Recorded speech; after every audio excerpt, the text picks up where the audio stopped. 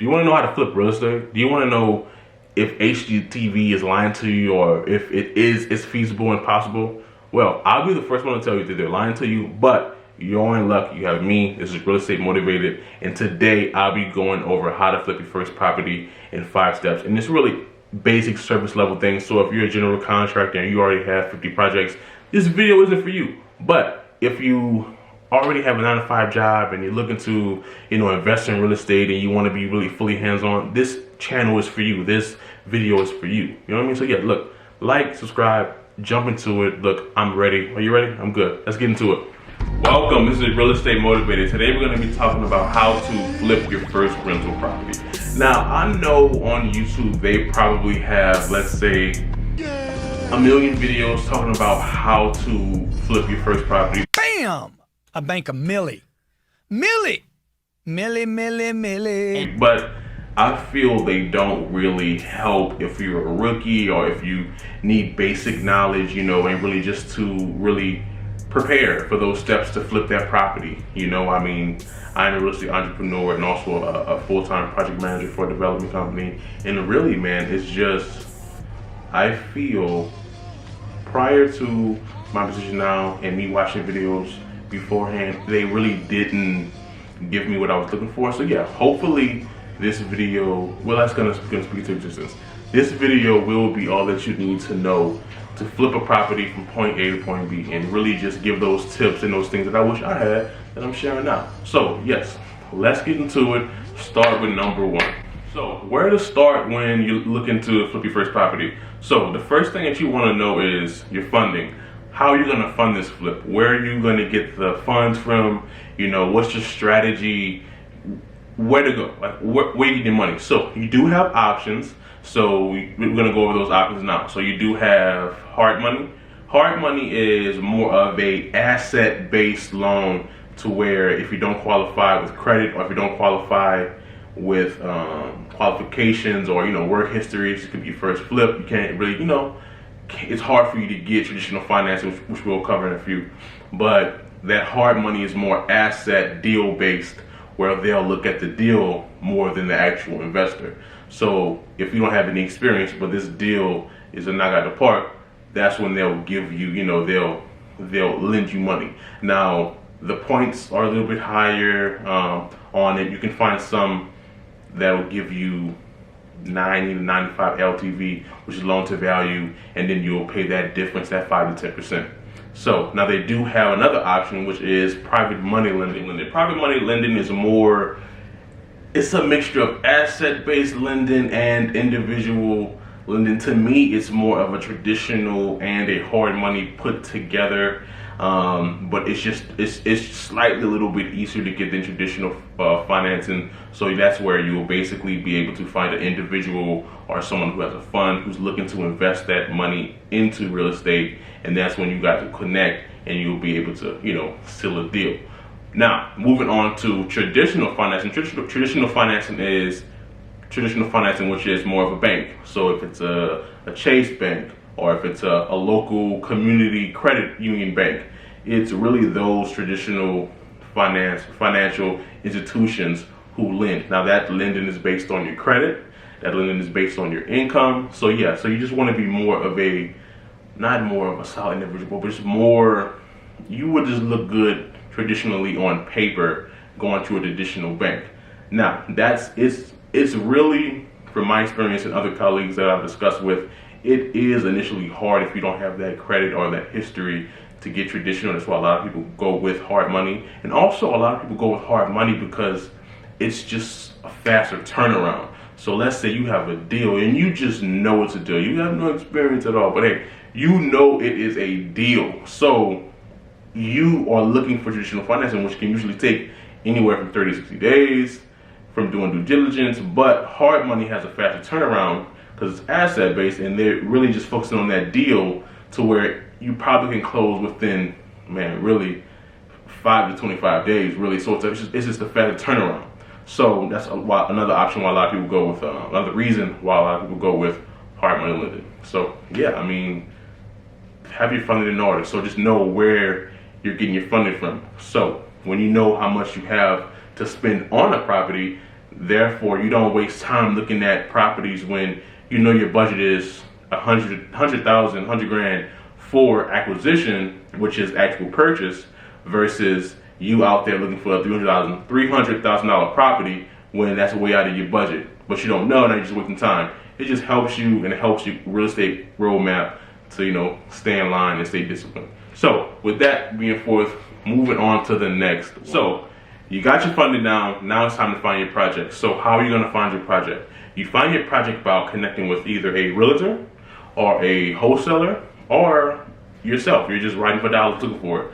So a realtor focuses on, you know, majority of the time, focuses on market deals. So that's the deals that are on Zillow, that's your deals that are on Redfin, that's those kind of deals. That's what they specialize in. And they specialize in knowing, hey, okay, this deal is maybe off market, but it's about to hit the market. So they'll, you know, and they have knowledge of the market, versus if it was to go with wholesaler. Wholesalers are traditionally, when, let's say, I'll give you an example. So let's say I am driving for dollars, and I find a property, and I have this property under contract for $5 grand, and I turn around and I go to Elijah and I say, hey, I have this property on that I'm selling for $15,000. So that's a $10,000 markup. I sell it, I get 10 grand. So it's a little bit of a markup, but if you know your numbers, you know, hey, I still can buy this property at 15 grand, 20 grand, and still be a knock out the park. So it's just different things. Wholesalers are really more, I'm not gonna say more out for self, because I mean a real estate agent still gets commission, but it's really just dependent on your knowledge. If you don't have as much experience and you're looking for someone to, you know, kind of walk you or be there with you, a realtor may be that best bet. Now they do have wholesalers out there who are very knowledgeable of the market and who aren't just looking for a dollar, who are looking to build and connect and grow with you as you grow and they grow, you know. Definitely agree, that's both sides. So it really just depends on what your goal is, and this is really just how important it is for you to know where you want to go in the long term and who you want to work with. Now, last one, let's say you're working by yourself, you're driving for dollars, you find a property, you have your purchase and sale agreement ready, you find one and you buy it. Now it's all cash, and they may say, hey, it's just all cash. That goes back to your funding, and you know, if you have a hard money lender, you're good to go with all cash. Versus if you're going with a traditional lender, they want to do due diligence, they want to do all these things, and that's probably not going to fit for this deal if you're looking for all cash, because all cash is probably looking for, it probably hides something they know won't pass, you know, your home inspection, you know. I mean, it's still probably going to be a good deal, but not for that funding. It just trickles down, you know what I mean? So funding, you know, finding the right property, and that'll bring us to our next one. So the next one is going to be running your numbers. Running your numbers. Listen, if I've learned anything, you win on the buy. You don't win on the sale. You don't win on the flip. You win on the buy. When you purchase it, when you sign it down the line at the closing table, that's when you win. So what I mean by that is you win when you're purchasing this property, when you can get this property for 20 grand, but you know, as of right now, as is appraisal is 50 grand, you know, you have, hey, I have this already in equity where I already can just keep it as is and just rent it out. But you also have options if you want to flip it. Knowing your numbers. So you want to run your numbers. So you want to go over you can do a back of the envelope, you can do a pro forma. I have a pro forma video that I just released. I can put it right here. I'll put it in the description. So listen, running your numbers, pro formas can really get technical, especially when you're dealing with like tax credits and you're dealing with you know, more than one loan, you know, the GP and L. It can get difficult. So we're gonna keep it simple. I'm gonna put a link to a pro forma in the description, a basic model, really where you can just see exactly where your numbers are and what you're doing and how you're looking, you know. Yeah, man, it's so important to know what your numbers are. So let's say you're at 50 grand for purchase, you're at another 50 grand for rehab, and you're looking to sell this property for 150. So that'd be a $50,000 profit. Let's say you have to sell this house at 130. you still have 30 grand of profit in there. You want to just make sure you're putting yourself in the best position to make as much profit as you can. And even if you do have to take a loss, if the property sits on the market for 10 days, 20 days, you know, you're eating that cost because you still have, you know, construction cost, construction loan interest, you know, you're really trying to get out of this deal. So with that being said, you want to just run those numbers and make sure you're in the best position at all times. So we have funding for the property. We found the property. We ran the numbers for the property, and we just closed on the property, and now it's time to rehab the property. So you want to make sure, if you're in beginning stages and you're going to be working with a general contractor, you want to make sure that you have someone who's reliable. As much as I'm going to tell you right now, it is going to be hard to find a honest and reliable general contractor. So what you want to do is reach out to, you know, you can go on sites like Bigger Pockets. You can go to your local real estate association and just, you know, kind of network to see who do they use. A lot of people, when they find a general contractor, try to keep them to themselves just because it's so hard to find good ones. But yeah, man, really just try to find someone who can be vouched for and they can be reputable, and also you can see their work. So if you meet someone, hey, can I come check out one of your latest projects? Just something like that, to where you can put eyes on it, you know, since that's your initial meet with the person, you know. And I can tell you now, don't feel intimidated if it's your first property, you know, because remember, you are in control. The general contractor has the knowledge, but you are in control. You signed the personal guarantee with the hard money loan or with the traditional bank. You are in control. So you are the general commander, you know what I mean? So don't let them, you know, slick talk you or try to tell you, oh, I can't make it Monday, but I'll be there Thursday. That is literally days. You know what can be done in those days? You have to stay on them and take no. You're going to be here Tuesday at the latest. If you're not be here Tuesday at the latest, I'm taking off $500 a day off your contract. It's something you have to always remember, you know. And I know it can be, you know, hard for some people because they, you know, hey, I'm a nice person, you know, I just want to, you know, invest in real estate. But unfortunately, you can't be like that, right? In this industry, to a certain extent, you can't really be as passive. You know, you can't. I'll be honest, you can't. You know what I mean?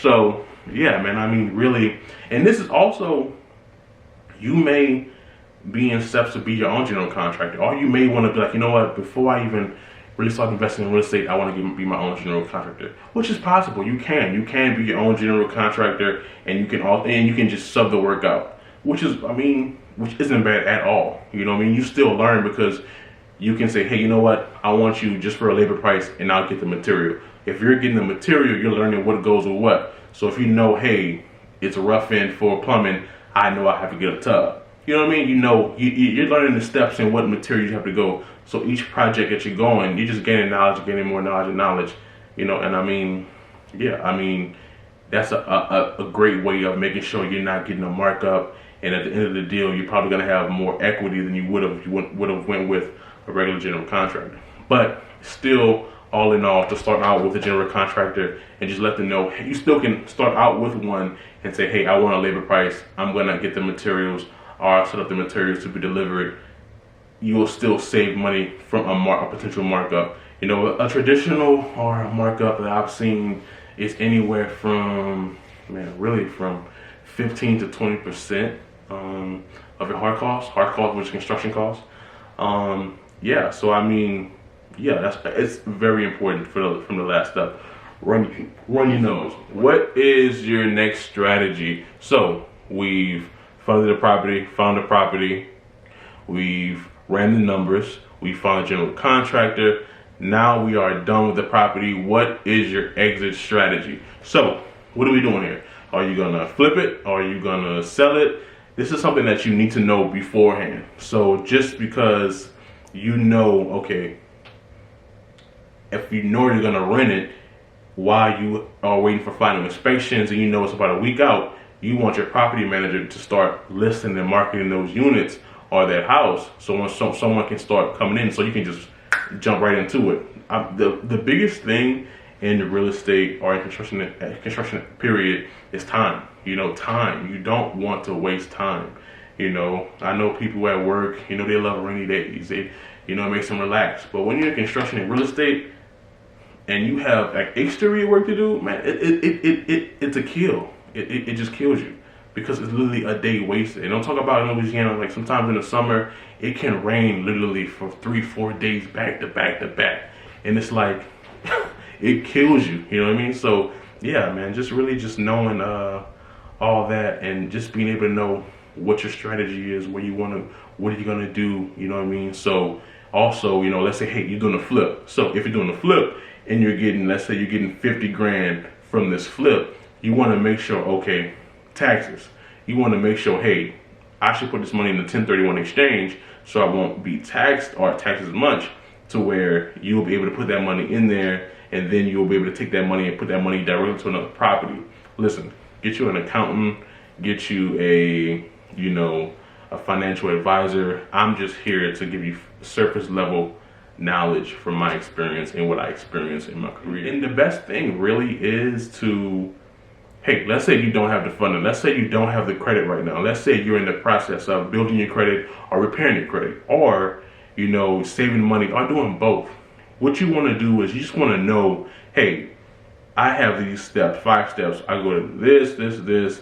You can start sourcing. So if you don't have the money right now, okay, find your general contractor. Find someone who has the experience. Start connecting with them. In the meantime, you can say, hey man, do you have a site where I can come just like shadow you for an hour or for a day on a Saturday, or can I help you or be of any assistance? You know, when you're really looking for a mentorship or a relationship, how can you give to receive? You know what I mean? A lot of people just reach out and say, hey man, I want to know about real estate. Bro, you're one of 50 DMs right now. You know what I mean? Like, what are you doing? Like, you know, you want to be as intentional and specific as possible when you're reaching out for knowledge. You know what I mean? So you want to say, hey man, I love what you're doing. How can I be of service to you so I can learn, you know, and, you know, teach myself how to fish, you know what I mean? Help and be, you know, be beneficial to you, but also, you know, help myself in the process. Yeah, man. So you just want to be intentional and also just be, you know, direct, you know what I mean, and assertive, you know what I mean? And just let them know, hey, this is what I'm serious about. And don't be hurt if it doesn't work out with this one, you know, because that may be setting you up for someone else to put you in position to learn, you know what I mean? And yeah, man, I mean, bro, listen, this is a journey in real estate. Is definitely a crazy process, but it's worth it. It's fun. It's a long-term game, but it's definitely fun. It's something that I'm really passionate about, that I love sharing my journey and experience and just sharing knowledge that I'm learning. Yeah, man, if you have any questions or if I can be any service to you, please email me. I'll put my email in the description, comment. Yeah, so yeah, I'm looking forward to this series. I'm going to be dropping some more videos, just sharing knowledge, a lot of basic surface level things. So yeah, man, let me know. This is Reggie's Real Estate Motivated. Thank you.